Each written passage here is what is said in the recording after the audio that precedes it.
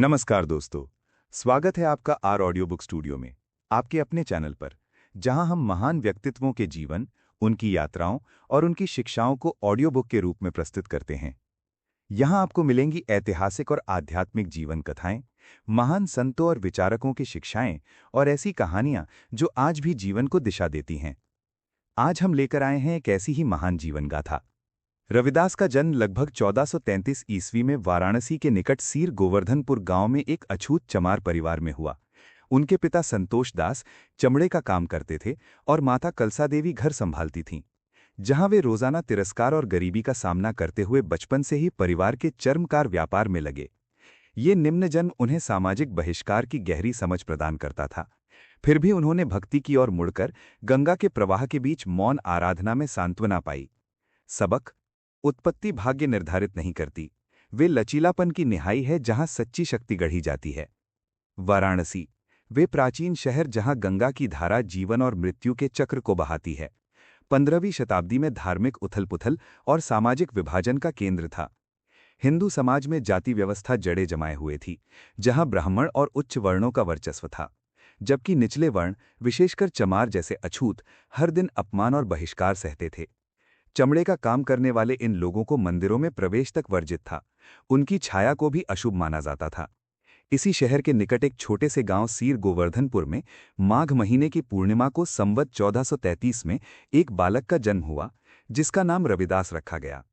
ये नाम जैसे सूर्य की किरणों को दर्शाता था, जो अंधकार को चीरती हैं। उनके पिता संतोष दास, जिन्हें कुछ स्रोतों में संतोख दास भी कहा गया है, गांव के सरपंच थे और राजा नगरमल के राज्य में चमड़े का व्यापार करते थे। वे जूतियां बनाते, चमड़े को रंगते और तनकर काम करते थे। माता कलसा देवी, जिन्हें कुछ जगहों पर घुरबिनिया भी कहा गया है, घर की जिम्मेदारियां संभालती थीं, सादा जीवन जीती और परिवार को एकजुट रखती। दादा कालूराम और दादी लखपति का परिवार भी इसी व्यापार में लगा था। ये परिवार गरीब था, लेकिन ईमानदार और मेहनती। रविदास का जन्म ऐसे समय हुआ जब भक्ति आंदोलन की लहरें उठ रही थीं, जहां संत कबीर और नामदेव जैसे लोग जाति के बंधनों को चुनौती दे रहे थे। लेकिन रविदास की कहानी अलग थी। ये निम्न जन्म की मिट्टी से निकली एक ऐसी जड़ थी जो बाद में समानता का विशाल वृक्ष बनी। जन्म की रात एक अलौकिक घटना घटी, जैसा कि जनश्रुतियां बताती हैं। जैसे ही बालक ने पहली सांस ली, चारों ओर तेजस्वी प्रकाश फैल गया। दाई, जिसकी आंखों की रोशनी कमजोर थी, उस प्रकाश से ठीक हो गई। उसने माता पिता को बधाई देते हुए कहा, "ये बालक साधारण नहीं है, इसके अंग अंग से तेज झलकता है।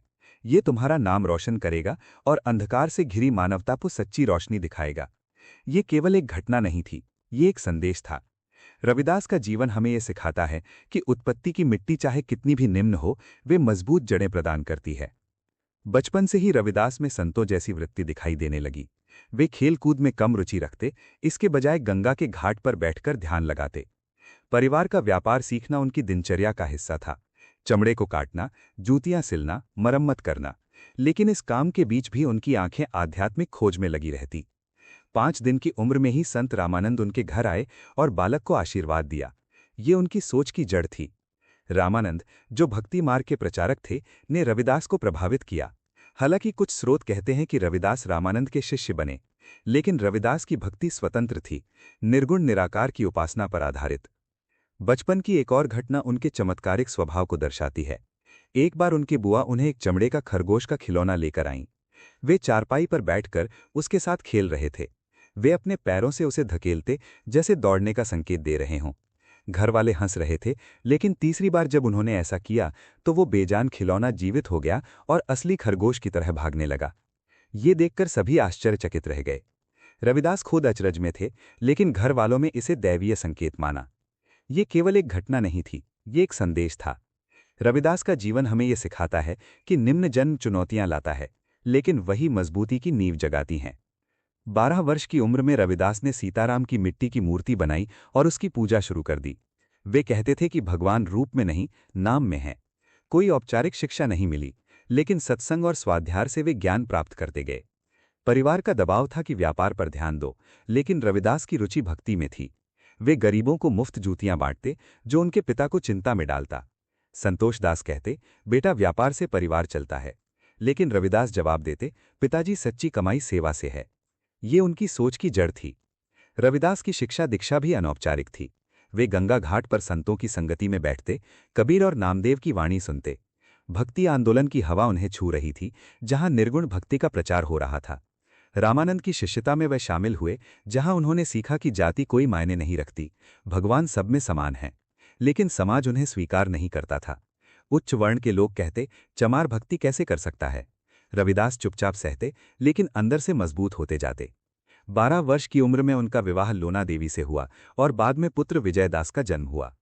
विवाह के बाद भी वे भक्ति में लीन रहे। परिवार की जिम्मेदारियां बढ़ी, लेकिन वे काम और भक्ति का संतुलन बनाए रखते। जूतियां बनाते समय वे राम नाम जपते, जैसे काम ही पूजा हो। ये उनकी जीवन की दिशा बदलती है। गरीबी और तिरस्कार ने उन्हें संवेदनशील बनाया। वे समझते थे कि समाज की कुरीतियां कैसे दबे कुचले को पीसती हैं। उनकी प्रारंभिक शिक्षाएं यहीं से निकली: समानता, प्रेम और नाम स्मरण। वे कहते, जन्म जाति मत पूछिए, का जाति अरुपात, रविदास पूछ सब प्रभ के, कोई नहीं जाति कुजात। ये केवल शब्द नहीं थे, ये उनके अनुभव की उपज थी। 15वीं शताब्दी का वाराणसी धार्मिक केंद्र था, लेकिन जाति का जहर फैला हुआ था। रविदास का परिवार राजा नगरमल के अधीन था, जहां संतोषदास सरपंच थे, लेकिन अछूत होने के कारण सम्मान नहीं मिलता। रविदास बचपन से देखते कि कैसे ब्राह्मण उन्हें मंदिर से दूर रखते। एक बार वे घाट पर स्नान करने गए तो लोगों ने उन्हें धक्का दिया, लेकिन रविदास ने कभी विद्रोह नहीं किया। वे मौन रहकर भक्ति में डूबते। उनकी शिक्षाएं यहीं से आकार लेतीं: भावना से ऊपर उठकर निर्गुण की आराधना। वे कहते, मन चंगा तो कठौती में गंगा, अर्थात मन शुद्ध हो तो पूजा कहीं भी हो सकती है। ये उनकी जीवन की दिशा बदलती है। परिवार में भी चुनौतियां थीं। पिता चाहते थे कि रविदास व्यापार पर ध्यान दो, लेकिन वे भक्ति को प्राथमिकता देते। एक बार पिता ने गुस्से में कहा, तुम्हारी भक्ति से परिवार नहीं चलेगा। रविदास ने शांत भाव से जवाब दिया, पिताजी, भगवान की कृपा से सब चलता है। ये केवल एक घटना नहीं थी, ये एक संदेश था। रविदास का जीवन हमें ये सिखाता है कि निम्न जन्म चुनौतियां लाता है, लेकिन वही मजबूती की नींव जगाती हैं। धीरे धीरे रविदास की भक्ति फैलने लगी। वे जूतियां बनाते और गरीबों को दान करते। उनकी वाणी में समानता का स्वर था। ब्राह्मण, क्षत्रिय, वैश्य, शूद्र, रैदास जन्म से नाही, जो चाहई सुबरन कऊ, पावई कर्मन माही। अर्थात जन्म से कोई ऊंच नीच नहीं, कर्म से सब तय होता है। ये शिक्षाएं उनके समय में क्रांतिकारी थीं, क्योंकि समाज जाति के बंधनों में जकड़ा था। रविदास ने कभी विद्रोह का रास्ता नहीं अपनाया, वे शांतिपूर्वक सिखाते। उनके प्रभाव से कुछ लोग उनके पास आने लगे, लेकिन उच्च वर्ण वाले विरोध करते। ये उनके जीवन की दिशा बदलती है। बचपन और प्रारंभिक जीवन ने उन्हें तैयार किया उस बड़ी यात्रा के लिए, जहां वे भक्ति के माध्यम से समाज को बदलेंगे। ये उनकी सोच की जड़ थी। ये उनके जीवन का अंत नहीं था, बल्कि एक नई यात्रा की शुरुआत थी। रविदास के प्रारंभिक जीवन में रामानंद जैसे प्रभाव और भक्ति आंदोलन की संगत ने उन्हें आकार दिया, जहां उन्होंने औपचारिक ब्राह्मणवाद को अस्वीकार कर निर्गुण भक्ति अपनाई और युवावस्था में एकांत में भजन रचते हुए जाति भेदभाव से ऊपर उठकर आंतरिक शुद्धता पर जोर दिया। कबीर जैसे समकालीन संतों से मिलन ने उनकी सोच को मजबूत किया, जहां उन्होंने बाहरी रीतियों की बजाय स्वयं के भीतर दिव्य सत्य की खोज की। सबक: सच्चा मार्गदर्शन बाहरी अधिकारियों से नहीं, बल्कि मौन अनुशासन से आता है, जो संदेह के बीच आंतरिक आवाज सुनने में मदद करता है। वाराणसी के घाटों पर, जहां गंगा की लहरें निरंतर बहती रहती हैं, रविदास का युवा जीवन एक गहन खोज में बदल गया। बचपन से ही वे परिवार के चर्मकार व्यापार में लगे थे, चमड़े को काटना, सिलना, जूतियां ठीक करना। लेकिन उनका मन इन कामों में नहीं रुकता। वे गंगा के किनारे बैठकर साधु संतों की बातें सुनते, ध्यान लगाते।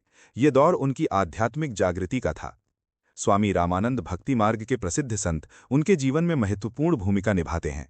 कुछ परंपराओं में कहा जाता है कि रविदास रामानंद के शिष्य बने, लेकिन उनकी भक्ति स्वतंत्र थी। रामानंद ने उन्हें निर्गुण निराकार की उपासना सिखाई, भगवान बिना रूप बिना गुण के सब में व्याप्त। रविदास ने इसे अपनाया और बाहरी पूजा पाठ, मूर्ति पूजा, व्रत उपवास को व्यर्थ बताया। उनकी सोच की जड़ यहीं थी। वे कहते, गुरु ज्ञान दीपक दिया, बाती दई जलाए। रविदास हरि भगति करे, जन्म मरण बिलमाए। अर्थात गुरु ने ज्ञान का दीपक जलाया, जो जन्म मृत्यु के चक्र से मुक्ति देता है। युवावस्था में रविदास ने सत्संग की महत्ता समझी। वे कबीर, नामदेव जैसे संतों की वाणी सुनते। कबीर की तरह वे भी जातिपात के विरोधी थे। कबीर ने उन्हें संतन में रविदास संत हैं कहकर सम्मान दिया। ये केवल एक घटना नहीं थी, ये एक संदेश था। रविदास का जीवन हमें ये सिखाता है कि बाहरी गुरु से ज्यादा महत्वपूर्ण है भीतर का मौन गुरु। वे रोजाना काम करते हुए राम नाम जपते, जैसे काम ही साधना हो। परिवार में विरोध था, पिता संतोख दास कहते कि व्यापार पर ध्यान दो, लेकिन रविदास शांत रहते। विवाह के बाद भी उन्होंने संतुलन बनाया। पत्नी लोना देवी और पुत्र विजयदास के साथ सादा जीवन जिया, लेकिन उनका अधिकांश समय ध्यान और भजन में बीतता। वे एकांत में बैठकर पद रचते। मन चंगा तो कठौती में गंगा जैसी उक्ति इसी दौर से आई, जहां उन्होंने कहा कि मन शुद्ध हो तो बाहरी तीर्थ की जरूरत नहीं। ये उनकी सोच की जड़ थी। रविदास ने ब्राह्मणिक परंपरा को चुनौती दी। उच्च वर्णों में भक्ति को विशेषाधिकार माना जाता था, लेकिन रविदास ने इसे सबके लिए खोला। वे कहते, जातिपात पूछे न कोय, रविदास मनुष्य सब एक समान। समाज उन्हें अछूत मानता, मंदिरों में प्रवेश नहीं देता, लेकिन वे चुपचाप सहते। उनकी भक्ति सहज थी, नाम स्मरण, प्रेमा भक्ति, निष्काम कर्म। वे बाहरी आडंबरों की निरर्थकता बताते, गुरु की महिमा पर वे जोर देते। गुरु मनुष्य रूप में परमात्मा है जो माया से मुक्त करता है। ये दौर उनकी आंतरिक मजबूती का था। वे संदेहों से जूझते, लेकिन मौन में उत्तर पाते। सत्संग में बैठकर वे सीखते कि सच्ची भक्ति हृदय से होती है, न कि कर्मकांड से। रामानंद की कृपा से वे निर्गुण भक्ति के मार्ग पर दृढ़ हुए। वे कहते, गुरु गोविंद दोनों खड़े, काके लागू पाए। बलिहारी गुरु आपने, गोविंद दियो बताए। लेकिन रविदास ने इसे आगे बढ़ाया। गुरु से भी ऊपर भगवान, पर गुरु बिना पहुंच नहीं। इस समय रविदास ने अपनी वाणी में सामाजिक समानता का स्वर जोड़ा। वे समझते थे कि जाति समाज को बांटती है। उनकी शिक्षाएं यहीं से गहरी हुईं। ब्रह्म सब में है, जीव माया में फंसा है।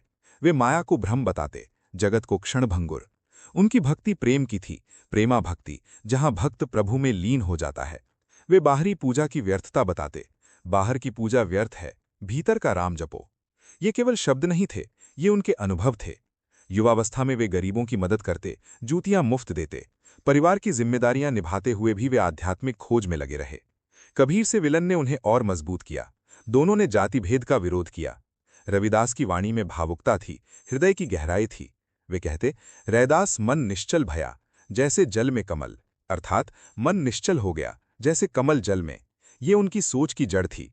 धीरे धीरे उनकी खोज ने उन्हें यात्रा की ओर मोड़ा। वाराणसी में रहते हुए भी वे बाहर की दुनिया देखना चाहते थे, लेकिन पहले उन्होंने भीतर की यात्रा पूरी की, मौन में गुरु की खोज। ये दौर उनकी मानसिक दृढ़ता का था। वे संदेहों से गुजरे, लेकिन मौन ने उन्हें उत्तर दिए।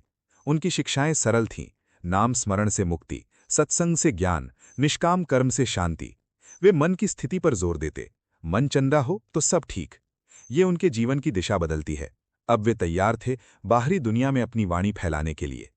ये उनके जीवन का अंत नहीं था, बल्कि एक नई यात्रा की शुरुआत थी। रविदास ने वाराणसी से आगे की यात्राएं की, राजस्थान जैसे क्षेत्रों में गए और संभवतः पंजाब भी, जहां विविध समुदायों से जुड़े। खुद को बनाए रखने के लिए चर्मकार का काम जारी रखा, मंदिरों और उच्च वर्णीय सभाओं से अस्वीकृति का सामना किया। इन भटकनों ने उन्हें व्यापक सामाजिक अन्यायों से अवगत कराया। फिर भी वे अनासक्त रहे। पवित्र स्थलों की तीर्थ यात्राओं के दौरान समानता पर जोर देने वाली बानी रची। उनका पथ उद्देश्यपूर्ण गति का था, न कि निरुद्देश्य भटकाव का। वाराणसी की संकरी गलियों से निकलकर रविदास का जीवन अब व्यापक यात्राओं की ओर मुड़ा। युवावस्था में भक्ति की नींव मजबूत होने के बाद वे घर की आसक्ति छोड़कर बाहर निकले।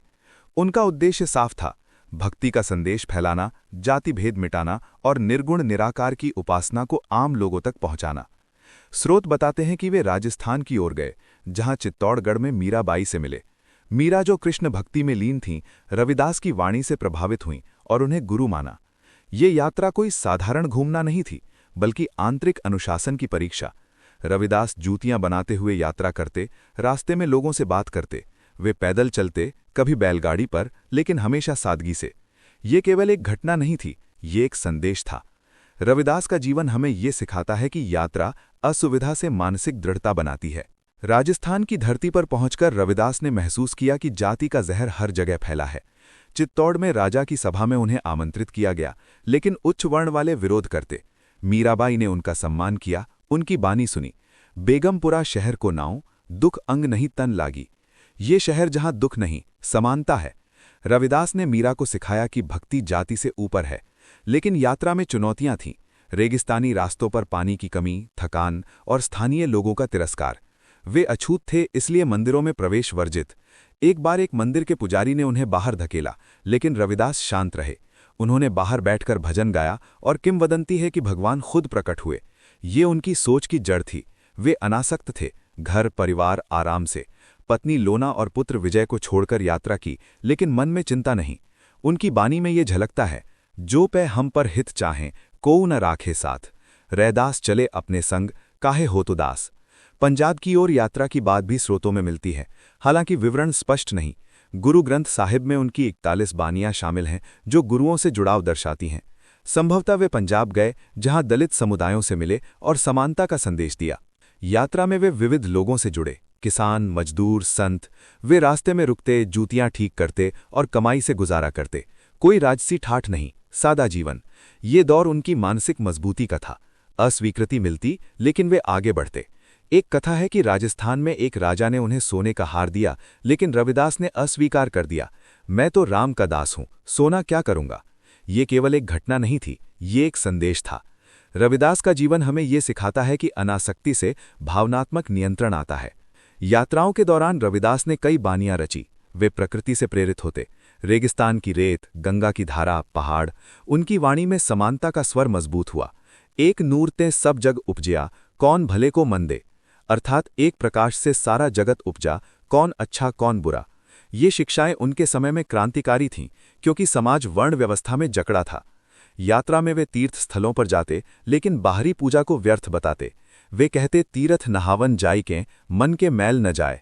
रैदास मन चंगा भया, जग में अमृत पाए। तीर्थ स्नान से मन का मैल नहीं जाता, मन शुद्ध हो तो अमृत मिलता है। ये उनकी सोच की जड़ थी। पंजाब में उनकी बानी ने दलित चेतना जगाई, जो बाद में आदि धर्म आंदोलन का आधार बनी। वे अनासक्त भटकते, संदेश देते। इन यात्राओं ने रविदास को व्यापक अन्यायों से अवगत कराया। राजस्थान में वे राजपूत समाज देखते, जहां दलित दबे थे। पंजाब में जाटों का वर्चस्व, लेकिन रविदास सबको एक बताते। वे असुविधा सहते, भूख, प्यास, ठंड, लेकिन मन स्थिर। ये उनके जीवन की दिशा बदलती है। यात्रा से लौटकर वे और मजबूत हुए, शिक्षाएं गहरी हुईं। ये उनके जीवन का अंत नहीं था, बल्कि एक नई यात्रा की शुरुआत थी। रविदास ने जाति आधारित उत्पीड़न का सामना किया। मंदिरों में प्रवेश निषिद्ध रहा। ब्राह्मणों द्वारा चुनौतियां दी गई, जैसे गंगा में पत्थर तैराने की परीक्षा, जिसे उन्होंने शुद्ध भक्ति से पार किया। उन्होंने सामाजिक बहिष्कार, गरीबी और धमकियां झेलीं, फिर भी हिंसक प्रतिक्रिया नहीं दी। व्यापार और शिक्षण जारी रखा। ये संघर्ष और असफलताएं उनकी दृढ़ता को तपाने वाली अग्नि बनी। वाराणसी लौटने के बाद रविदास का जीवन अस्वीकृति की कठोर परीक्षा में बदल गया। समाज उन्हें चमार होने के कारण अछूत मानता था। मंदिर के द्वार पर पुजारी उन्हें रोकते, कहते, तुम्हारी छाया भी अपवित्र है। उच्च वर्ण के लोग उनकी भक्ति को अपमान मानते। एक प्रसिद्ध कथा है, ब्राह्मणों ने रविदास को चुनौती दी कि यदि तुम्हारी भक्ति सच्ची है तो गंगा में पत्थर तैराओ। रविदास ने शांत भाव से पत्थर लिया, राम नाम जपा और पत्थर पानी पर तैरने लगा। ये चमत्कार देखकर कुछ लोग प्रभावित हुए, लेकिन अधिकांश ईर्ष्या से जलते रहे। ये केवल एक घटना नहीं थी, ये एक संदेश था। रविदास का जीवन हमें ये सिखाता है कि अस्वीकृति क्रोध नहीं, बल्कि शुद्धि की अग्नि है। उनके जीवन में कई बार सामाजिक बहिष्कार हुआ। एक बार राजा के दरबार में उन्हें बुलाया गया, लेकिन उच्च वर्ण वाले विरोध कर बैठे। रविदास को बाहर बैठाकर भोजन दिया गया, अलग थाली में। वे चुपचाप खाए, लेकिन मन में कोई कड़वाहट नहीं। उनकी बानी में ये झलकता है, जो पै हम पर हित चाहें, कोऊ न राखे साथ। रैदास चले अपने संग, काहे होत उदास। अर्थात यदि कोई साथ न दे तो भी उदास क्यों होना। गरीबी भी उनकी साथी थी। जूतियां बनाकर कमाई करते, लेकिन अधिकांश गरीबों को मुफ्त देते। परिवार की जिम्मेदारियां निभाते हुए भी वे भक्ति में लीन रहे। पत्नी लोना देवी ने उनका साथ दिया, पुत्र विजयदास बड़े हुए, लेकिन समाज का तिरस्कार रोजाना का था। लोग कहते, चमार भक्ति कैसे कर सकता है। रविदास जवाब देते, जाति पात पूछे न कोय, रैदास मनुज सब एक समान। ये अस्वीकृतियां उनकी मानसिक दृढ़ता को मजबूत करती गईं। वे कभी हिंसा या विद्रोह का रास्ता नहीं अपनाया। शांतिपूर्वक सहते, भजन गाते। एक और कथा प्रसिद्ध है, ब्राह्मणों ने उन्हें मंदिर में प्रवेश नहीं दिया, तो रविदास ने बाहर बैठकर भजन शुरू किया। उनकी वाणी इतनी प्रभावशाली थी कि भगवान की मूर्ति खुद बाहर आ गई। ये किंवदंती उनकी भक्ति की शक्ति दर्शाती है। रविदास समझते थे कि बाहरी अस्वीकृति आंतरिक शक्ति जगाती है। वे कहते, मन चंगा तो कठौती में गंगा। मन शुद्ध हो तो बाहर की कोई बाधा नहीं रोक सकती। ये उनकी सोच की जड़ थी। संघर्षों में वे असफलताएं भी झेलते, कई बार उनकी जूतियां नहीं बिकती क्योंकि लोग उन्हें छूना नहीं चाहते, लेकिन वे हार नहीं माने, रोजाना काम करते, नाम जपते। उनकी शिक्षाएं इसी दौर में गहरी हुईं। जातिपात का विरोध, बाहरी पूजा की व्यर्थता, जीव हत्या और मद्यपान का निषेध। वे कहते, रैदास मन निश्चल भया जैसे जल में कमल। मन कमल सा हो जो जल में रहकर भी गंदा नहीं होता। ये केवल शब्द नहीं थे, ये उनके जीवन का अनुभव था। अस्वीकृति ने उन्हें संवेदनशील बनाया। वे दलितों की पीड़ा समझते, उनके लिए बोलते। धीरे धीरे उनके अनुयायी बढ़े। कुछ लोग उनकी वाणी सुनने आते, लेकिन विरोध भी बढ़ा। ब्राह्मण उन्हें चुनौती देते, तुम्हारी भक्ति से क्या होगा? रविदास जवाब देते, सब में एक राम है, भेदभाव माया है। वे कभी गुस्सा नहीं दिखाते, शांत रहते। ये दौर उनकी भावनात्मक नियंत्रण का था। अस्वीकृति को वे तपस्या मानते। उनकी वाणी में ये स्पष्ट है, दुख में सुख, सुख में दुख, रैदास जाने सोए। दुख में भी सुख ढूंढना सच्ची दृढ़ता है। ये संघर्ष उन्हें आगे की शिक्षण अवस्था के लिए तैयार करते गए। अस्वीकृति की आग ने उन्हें शुद्ध किया, मजबूत बनाया। अब वे तैयार थे दूसरों को मार्ग दिखाने के लिए। ये उनके जीवन का अंत नहीं था, बल्कि एक नई यात्रा की शुरुआत थी। रविदास अनुशासन और एकांत के काल में एकांत ध्यान और भजन रचना में लीन हुए। चर्मकार जीवन बनाए रखते हुए ख्याति या भौतिक लाभ की प्रलोभनों का प्रतिरोध किया। उन्होंने संदेह और अहंकार जैसे आंतरिक संघर्षों से जूझते हुए माया यानी भ्रम और निराकार दिव्य पर शिक्षाएं दीं। ये चरण कठोर स्वनियोजित मौन के माध्यम से उनकी आध्यात्मिक परिपक्वता को ठोस बनाता है। रविदास का जीवन अब उस दौर में पहुंच चुका था जहां बाहरी दुनिया की अस्वीकृतियां और यात्राओं की थकान के बाद वे अपने भीतर की ओर मुड़े। वाराणसी की गलियों में, गंगा के घाट पर वे अक्सर अकेले बैठते, जूतियां बनाते हुए मन में उमड़ते विचारों से जूझते।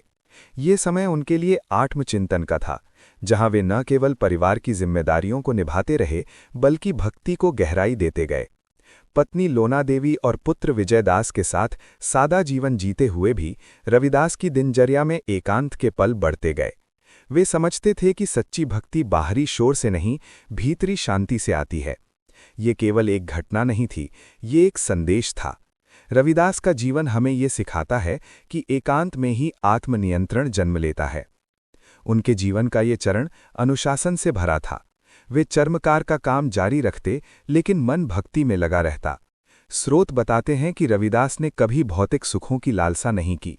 ख्याति मिलने पर भी वे विनम्र रहे, राजाओं के निमंत्रण ठुकराते। ये उनकी सोच की जड़ थी। एकांत में वे भजन रचते, निर्गुण निराकार की आराधना करते।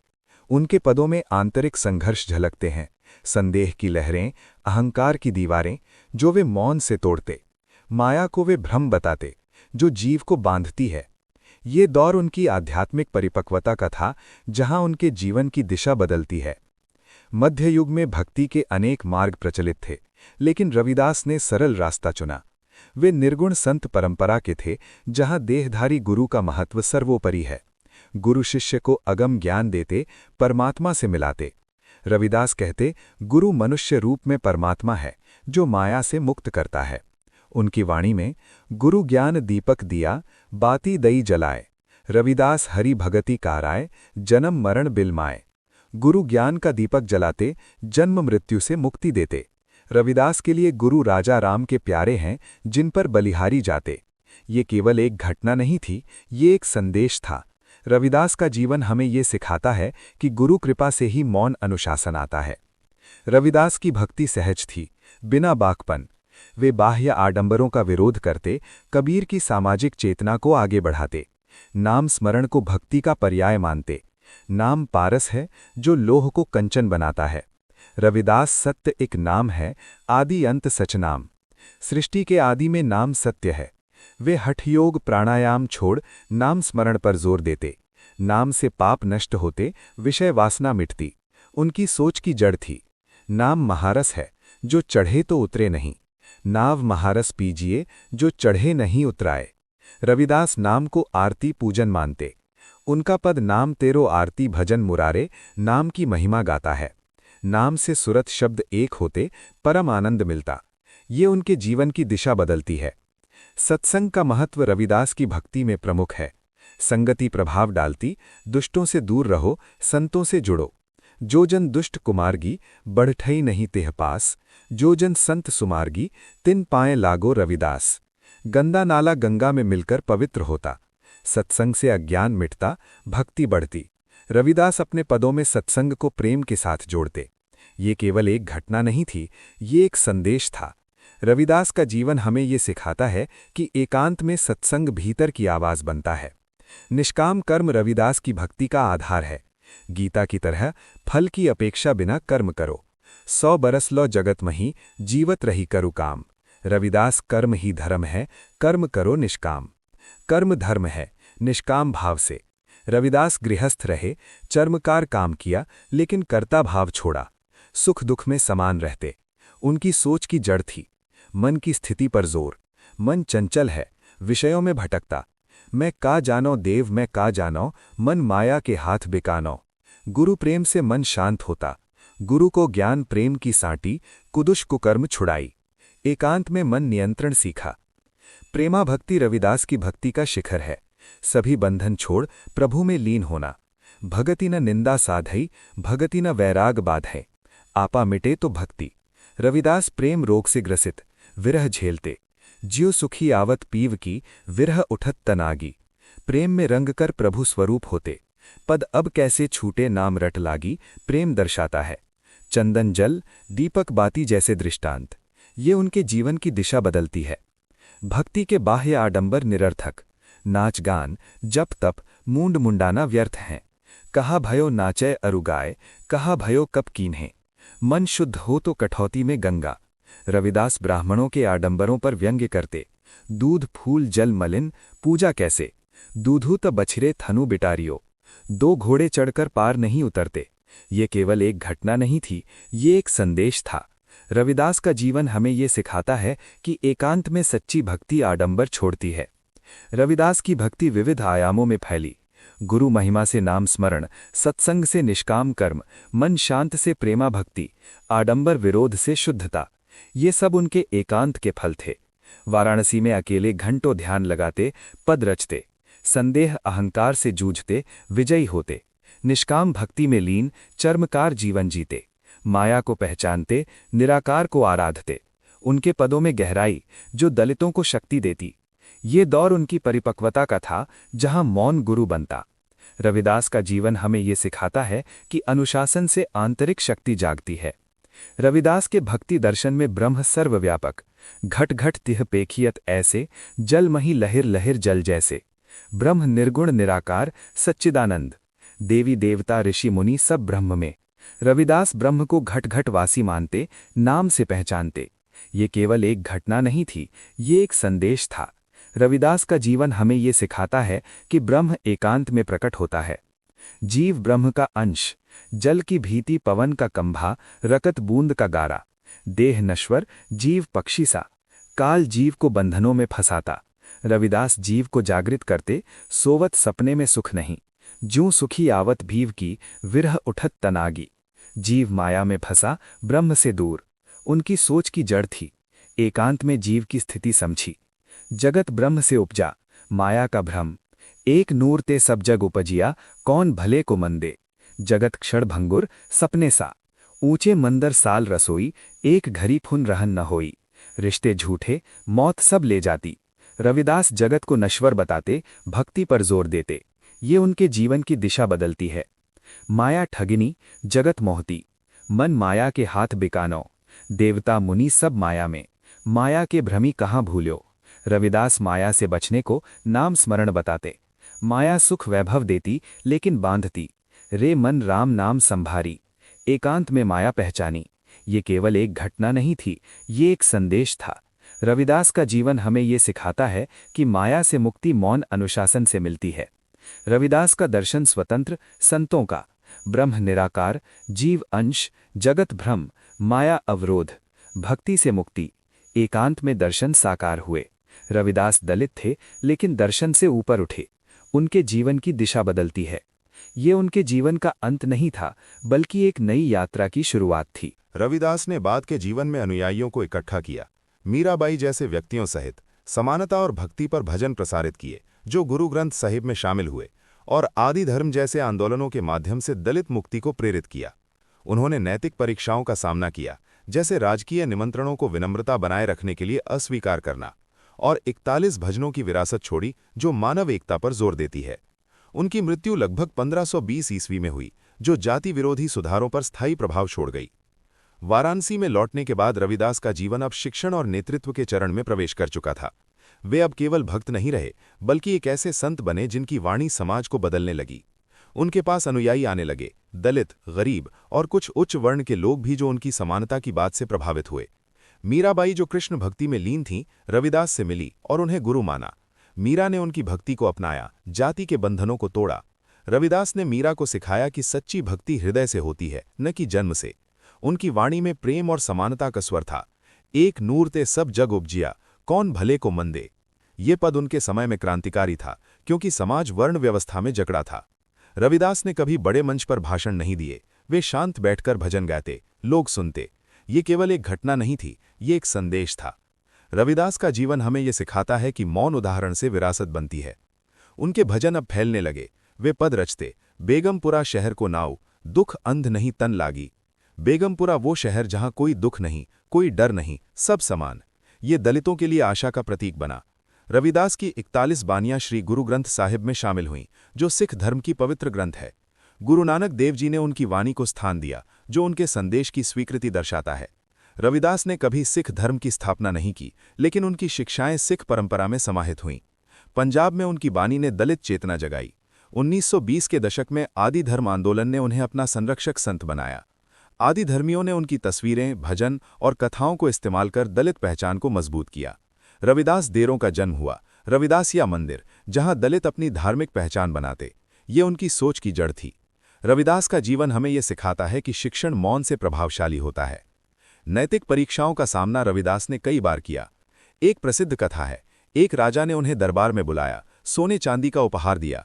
रविदास ने अस्वीकार कर दिया। मैं राम का दास हूं, सोना क्या करूंगा।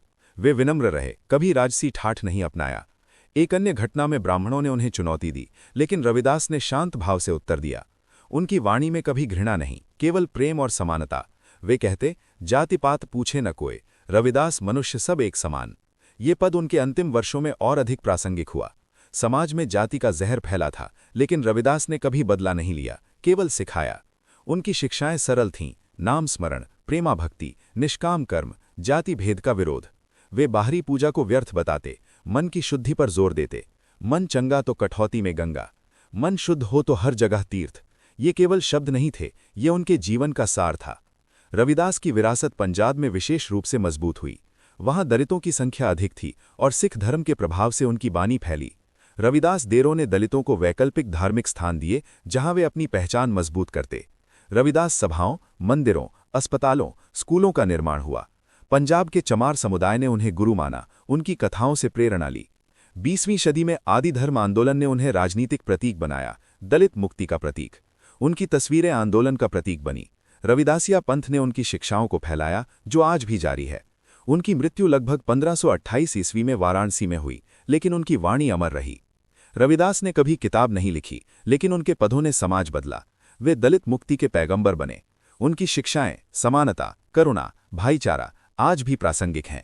जातिवाद आज भी मौजूद है, लेकिन रविदास की वाणी उसे चुनौती देती है। पंजाब में रविदास डेरों ने दलितों को सामाजिक न्याय की लड़ाई में शक्ति दी।